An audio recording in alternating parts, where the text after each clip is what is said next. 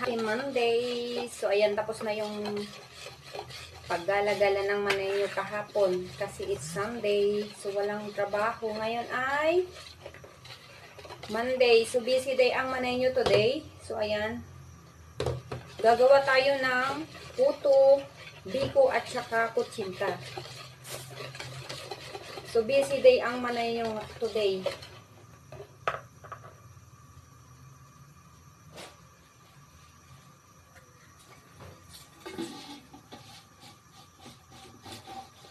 December kasi ngayon guys, kaya super busy ang manay nyo sa mga orders. So, hindi pa Pasko, pero may mga orders na tayo.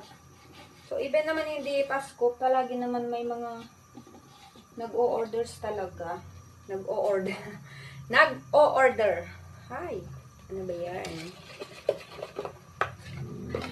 So, okay na tong itong ginawa kong puto. Ilalagay na natin dito sa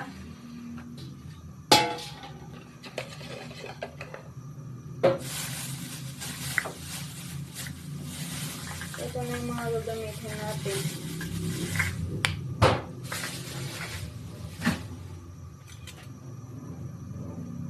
Mag-i-steam na tayo ng puto. Na-steam ko na yung kutsinta kanina. Tapos, ito na lang puto ang hindi pa natatapos.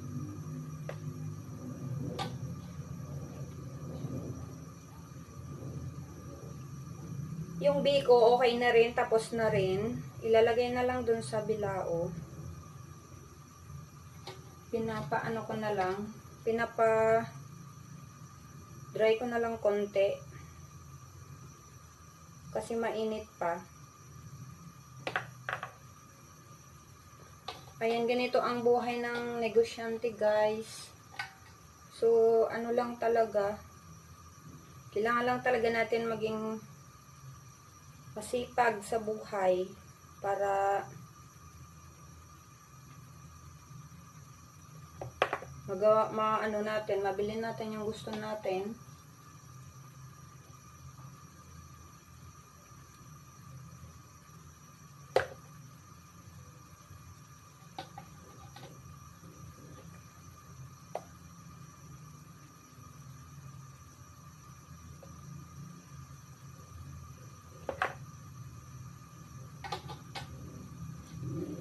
Natapon.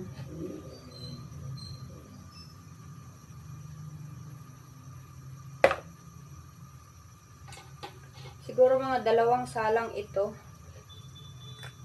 Kasi naman, tama lang yung ginawa kong puto.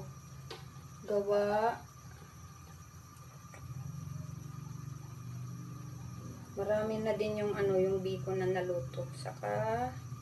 Saka yung kutsinta. Okay na. So, ito na lang talaga yung kulang.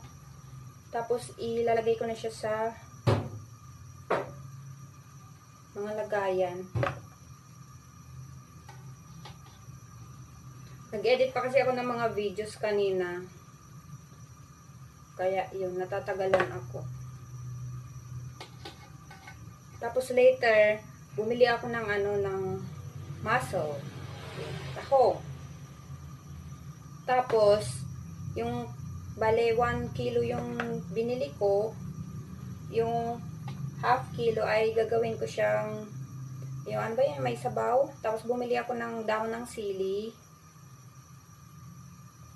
Tapos, yung half, iluluto ko siya sa air fryer. Tapos, lalagyan natin ng cheese and garlic. So, later I'll make a video for tahong. So, pagkatapos ko na lang maggawa ng mga orders. So, hindi pa naman ako nagugutom, kaya okay lang. Kumain naman na ako ng breakfast, lunch na din yung kinain ko kanina kasi I already ate rice. And yung sobrang inihaw na hito. So, kagabi, pag uwi ng bahay, instead na kakain sa labas ay bumili na lang ng ulam kasi maulan-ulan. Dito na lang sa bahay kumain. So, ayan.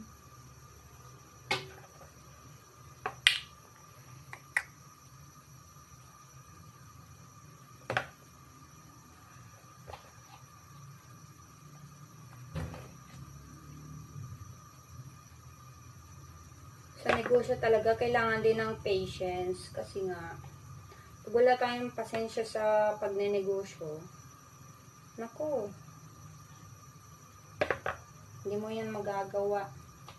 Kasi nga, pagka business talaga, kailangan ng pasensya sa pagluluto. Siyempre, it takes time.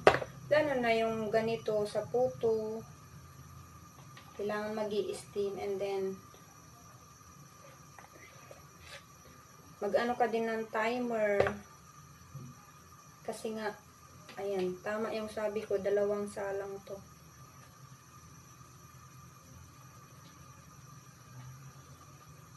Ayan. So, bye muna guys. I'll update you later. Mag-i-steam na ako ng puto.